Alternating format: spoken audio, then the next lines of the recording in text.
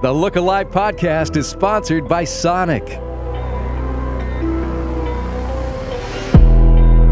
I'm Alex Glaze. This is the Look Alive podcast. As usual, we have a lot to get to this week, but I want to start with something that actually happened last week. It's taken me a couple days to fully digest what we got going on here. It's taken me a little bit of time to work through my thoughts. I know that when the uniforms first dropped, my initial reaction was, I think I said, they're giving me XFL vibes. I still kind of believe that. But at first, I'm going to be honest with you. At first, the thing that I really didn't like about these uniforms was the ATL and how big ATL is, and how gaudy the numbers look. Also with the two-tone color, the shadow going on there. Everything was just so big and so gaudy to me. But I spoke with some folks with the Falcons, and they explained the idea behind the ATL, and it's a brand that all of Atlanta sports are starting to get behind, to bring together the Atlanta community. So I understand it. I think that the font, everything is just so big. It's very in your face. So I'm not sure if that I'm a big fan of that, but I'm a big fan of the look that they're going for. I like the all white. I like the all black. The gradient, that's gonna have to grow on me a little bit. That's the one that everyone's roasting on Twitter right now. I'm not sure if I'll ever get there, but it's different. It's different. I'll give them that. The helmets, love the helmets. Helmets are great. It'll be interesting to see how the uniforms grow on fans too, because people, to be honest, people don't like change, but eventually they'll get used to it and they'll get behind it. And the Falcons have a great color scheme, so eventually the combinations, things will work out, and they're going to look good on the field. So I'm really a big fan of the all white, really big fan of the all black look. So I think that it's going to look good on the field. It'll look good, but I have to say, because they just dropped these uniforms a couple days ago now, the Browns are winning this off-season uniform thing. I mean, they absolutely killed it. I know they're paying homage to past uniforms or whatever, but they killed it. So I really like what the Browns did with their new uniform. They're definitely winning the uniform arms race, if you will, this offseason. One thing everyone's talking about right now is the return of sports. When will sports be able to return? What's it going to look like? How do we do it? Everyone's got their own answer. Everyone's got their opinion. The truth is, nobody knows. There are a lot of people that are putting together plans, and plans are good. How feasible are those plans remains to be seen. So not really sure how that's going to work out, but I will say this: it's better to have a plan than to not have a plan. So I'm all for what Major League Baseball is trying to do and figure out ways to play again. The NBA putting together creative content to kind of try to fill the void, whether it's a players only 2K league or horse competition with NBA and WNBA stars and legends.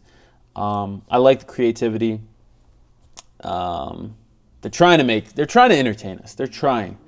It's a really tough spot to be in right now. So hopefully we can get some sports back soon. But the big idea that has been tossed around a lot is playing games without fans. And there's a lot that's going to need to go into that idea if that's something that is going to happen. But right now, that seems to be the one thing that medical experts and sports teams executives, they seem to be coming around to the idea that sports may resume at some point without fans. And what's that going to feel like? Because to me, fans are as much a part of the sports experience as the game itself. I'm not sure that players probably feel the same way. I think that they feel the energy that fans give off, but for me, the broadcasts are just as much about those big moments. Think about, a big shot, and you got a fan cutaway, we got a surrender cobra, we got a kid crying, we have cheers, we have, think of all of that reaction that goes into a broadcast that we're going to be missing out on now potentially if we are going to be having fanless games. So I say all that to say things are going to look different. We're not sure what that's going to look like, but somebody who does know what that could potentially look like and is involved in those conversations is Steve Cannon. He is the CEO of Arthur Blank's Group, and he is heavily involved in decisions being made at Mercedes-Benz Stadium. And earlier this week, our Maria Martin caught up with Steve Cannon to talk about a bunch of things, and one of those things is the potential of fanless games. All right, Steve, so why don't we start from what she just talked about? So we'll start with what was released this morning. You guys are being able to donate a lot of food for frontline workers. Talk about the initiative to do that and why that is important to you guys. Well, the Blank family of businesses and all of our companies really believe so deeply in being part of the community and giving back to the community. And our community right now is really being challenged across all fronts in a way really that we've never been challenged before.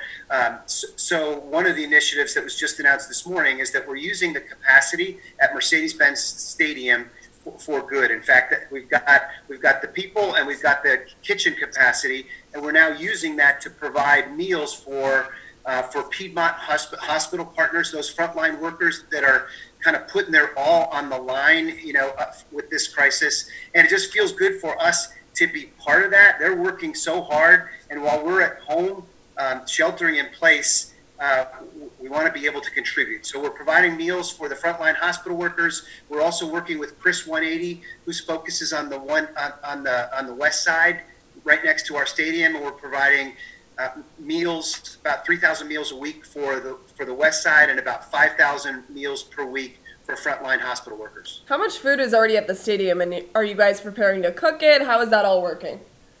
Well, interestingly, we were gearing up for the Final Four, and then we got word that the Final Four was getting canceled, and we had all the food loaded up and ready to go for that big event. So we ended up taking 3.5 tons of food that was set aside for the Final Four, and we repurposed it and used our partners to get that distributed and out to homeless shelters across Atlanta to help folks in need. You guys have obviously a massive stadium. Was that ever an idea that you wanted to use it because it is kind of just sitting there at this point? What was the idea behind getting people in there to facilitate something for a good cause? Well, we've always wanted the stadium to really, it sits in the heart of Atlanta, and we want it to be the heart of the community. And so it's not just there for sporting events like soccer and football. It's there for hunger walks and charitable events. We use the stadium regularly for that. So it's not just a for-profit entity, it's a part of the community, and giving back is one of our most important core values. So it just seemed like an absolute natural that while we're in this hiatus period, to use that available capacity, knowing that the moment that we're in right now, the food bank is being challenged, food insecurity is spiking all across our city and our state. So the need has never been greater. And for us to have idle capacity at the stadium just doesn't seem right. So we're firing up that capacity and putting it on the line for the community. Are there a lot of volunteers that are going to be working with this initiative, or are they hourly employees? How are you going to work that? Well, we're trying to keep the number of volunteers limited. We're all sheltering in place by the city order, by the governor's order. So we're not bringing people out unless they're really, really comfortable. Obviously, we're social distancing. We're doing all the things that we're being told to do and that are proper in light of the COVID-19 virus. So we're doing it as safely as we can, but there's no way to provide food for folks unless you get up out of your house and light up that kitchen capacity. So we are bringing a relatively small number of providers, some of our partners together, the cooks and kind of the assemblers, and then the deliverers. So the volunteer number is relatively low, and we're rotating people through because priority is right now keeping everybody safe. Let's talk about the jerseys for a second because a lot's been going on. You guys were able to release those, I think it was last week, and then this morning they're able to go on sale. Talk about how exciting it is to get new jerseys for this team and just the excitement around that in a time that's very difficult. Well, we've been working on this jersey relaunch, the new look for the Atlanta Falcons for the last 2 years, and it's been quite a process. And obviously our plans to launch that jersey were much, much different when we started it. There was going to be a big launch event, and we obviously couldn't do that. And then we pivoted to digital. So the good news is that people are at home and they're looking at the news all day long and hearing things that maybe aren't the best things, that aren't the most life-affirming things at the moment. So we feel that this is a great moment where we provide something for folks to look forward to, a little bit of a distraction amidst all this reporting on COVID-19. And it's been remarkable, the feedback that we've gotten from our fan base to just say, thank you for doing this. We appreciate the ability to look forward to our Falcons coming back. And they really love this new sort of look for our Falcons team. I'm going to put you on the spot. Do you have a favorite? Ooh, I toggle back and forth between all black and all white. They just look so aggressive, so cool. So I love both of them.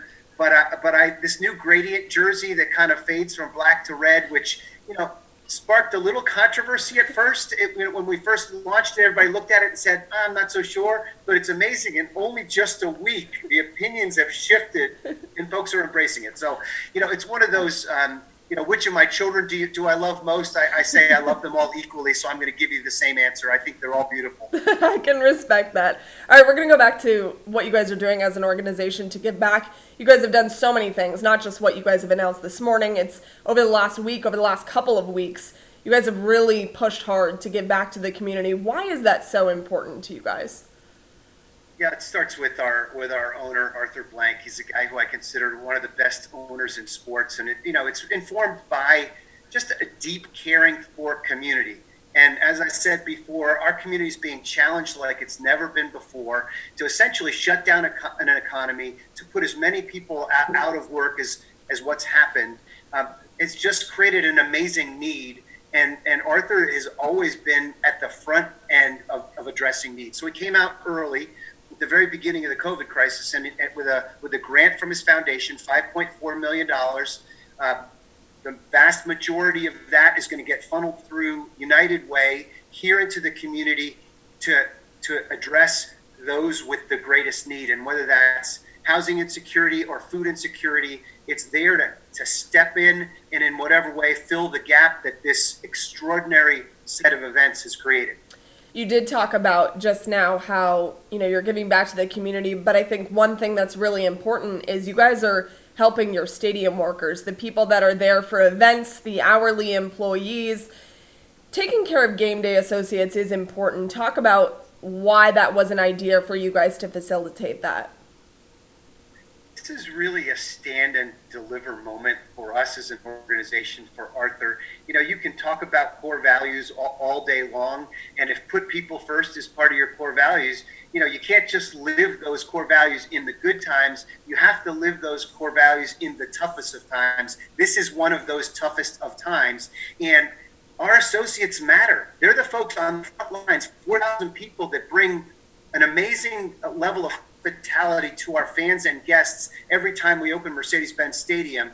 And so for us to be able to say to them during this time of hiatus while we're waiting for this virus to pass, that we're going to take care of you, that we've created this $1 million fund to take care of the needs that they've got while they might be unemployed. So again, it's about living your values every single day, and this is one of those moments. Have you been able to directly talk with any of them, or what kind of feedback have you gotten from that $1 million fund that you've put in place? I got to read a lot of really heartwarming thank you notes. People that felt touched and said, thank you for doing this. It wasn't expected, and the fact that you've reached out and said it means the world to people. We're at a moment where every extra dollar really counts for folks. But more importantly, it just reaffirmed the fact that we've always said to our game day associates, you are part of our family. And you're really such an important, you're the front end of our connection to our fans. And to reaffirm that those words through actions by taking care of them through this $1 million fund, really connected with them. So I've many times blessed when I get to open up these thank you notes and read how much we've touched and connected with those folks. How do you guys go about picking different organizations to give back to and the ways that you do that? What is that conversation like, and how are you able to choose in what ways you give back?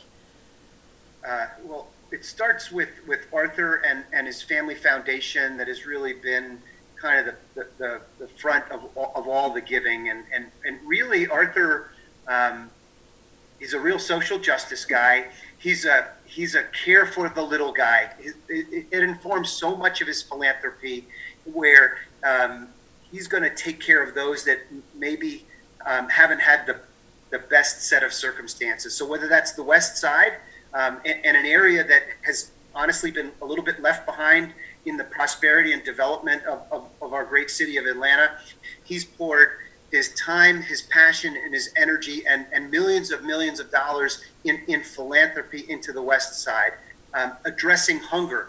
The food bank, he was one of the larger donors for the food bank, and thank goodness for that, because the need at the food bank has never been greater. The food bank built an entirely new facility. They tripled their capacity, and Arthur was one of the anchor philanthropists behind that initiative. So it's essentially aimed primarily at lifting up those that need whatever help that he can provide. So we've heard that the GWCC is going to be housing patients if needed. Would Mercedes-Benz Stadium ever facilitate something like that? Do you see that happening? If we're called upon, we will answer the call. That's just the bottom line. And we've got a facility that's there. We've got an owner that will do whatever it takes to address the problem and to give back to the community. So if the governor were to call upon us to say we could use your 2 million square feet, we would be right there at the front of the line saying, yes, how can we help? How do you think this is going to change the planning of events moving forward, this pandemic? We're all living in this crazy world where, gosh, 3 weeks ago feels like 3 months ago, because the world is changing so fast. The bottom line is that there's a lot of fear out there. We know that because we've surveyed both our associates and some of our season ticket holders, and we're going to have to address that fear. So there's going to be different kinds of protocols, from cleaning protocols to hand sanitizers. There might be masks in our future. I think that we're not going to be getting back to full normal until treatments are developed and vaccines are developed, and people have the confidence to know that I can go out, I can high five, I can celebrate my teams, and let's be honest. People need that. You can't just take that away. The fact of coming together and celebrating is really an important function inside of our community. So to take that away would be a disservice to the city of Atlanta. So it's on us to think through, how can we make this the safest place possible? You talk about how, taking all of that stuff away, we don't really know the future of sports right now. We don't know if there's going to be limited to no capacity inside a Mercedes-Benz Stadium moving forward for the time being. How would you guys host events that have limited to no capacity if that were to happen? I wish I had the answer. I spend a lot of time on Zoom calls just like this with the team, talking exactly how this is going to transpire. We're taking, obviously, guidance from the CDC. We're taking guidance from the government. We're looking for guidance from Major League Soccer and the NFL. All of these folks are working really hard and fast to develop protocols and best practices. But this is all evolving overnight in real time. And what we talked about yesterday might not be relevant to what's going to happen tomorrow. So at the end, we've got to be really agile. We've got to be open and flexible to be able to move as this thing develops. Financially, this is kind of a ridiculous question, but would it hit you guys pretty hard if you were to do social distancing and limited capacity at events? look, everybody's being hit hard by this crisis. When you essentially shut an economy down, whether you're a hotel or an airline or a service provider, suddenly you go from a situation where your revenue essentially goes away. And right now, we've seen events like the Final Four and a soccer match has gone away. Now we're still hoping that as this evolves, we'll be able to open our soccer season. We still expect to get our soccer season in. But again, I'm not in control of that. We're not in control of that. This has to evolve, and we're going to do what's right for our associates and for our fans, period. Profit motive at this moment takes a back seat to doing the right thing for our community. And that's what's great about having an owner like Arthur who takes the long view. It's not just about dollars and cents right now. It's about doing the right thing in a moment of crisis. People will remember that, and they'll reward you later on. So for the moment, we're thinking about how can we do this safely. I wish I could give you a date and an answer, but unfortunately, that's not in my control. I don't think it's in anyone's control. My last question for you is, moving forward, like we've said a million times, we have no idea how this is going to shake out, but how do you see this directly affecting the way that you hire game day staff moving forward? Well, obviously, again, we have to wait for treatment protocols. We have to wait for vaccines. That's first and foremost. And then we're going to have to make sure that we're not putting endangered demographics, on the front line of greeting people in a stadium. So I wish I had an answer for that. But again, all of these things are brand new. But it starts with deeply caring for your associates. And when you care for your associates, you don't put them in harm's way. And if certain people or job functions or demographics have an issue, well, we can put them in areas that are not directly on the front lines of greeting fans. So there's ways to structure this, and we're going to have to be really thoughtful about how we do business. And we're gonna do business differently at the back end of this than we did before. And it's on all of us to be really, really thoughtful about how we approach the problem and how we solve for the problem with fan safety and associate safety at the top of the list. Awesome. Steve, thank you so much. Life has changed, but some things remain the same. We all still get up every morning, and our cars still have cup holders. And our cup holders are still meant to hold cups. Large cups that hold our favorite morning beverages. Beverages that make our mornings a little brighter and a little more normal. Sonic's Morning Drink Stop. Large drinks for 99 cents and large specialty drinks for $1.49 before 10 a.m. For contactless ordering and payment, order ahead in the Sonic app. Tax not included. See menu for details. Mobile ordering available only at select locations for a limited time only at participating Sonic drive-ins. All right, that'll do it for this week's edition of the Look Alive podcast. Once again, I am Alex Glaze. We are still in quarantine, and we're going to be in quarantine next week as well. So we'll be back next week, and next week will it be before the draft? No, it won't be before the draft. But we're going to have some draft talk. We're going to have some prospects that you're very familiar with coming up on next week's edition of the Look Alive podcast. Thank you for listening. Please subscribe, rate us 5 stars only. If you're not going to rate us 5 stars, then don't rate us. Follow us on social media at 11 Alive Sports, and we will be back next week. Thanks. The Look Alive podcast is sponsored by Sonic.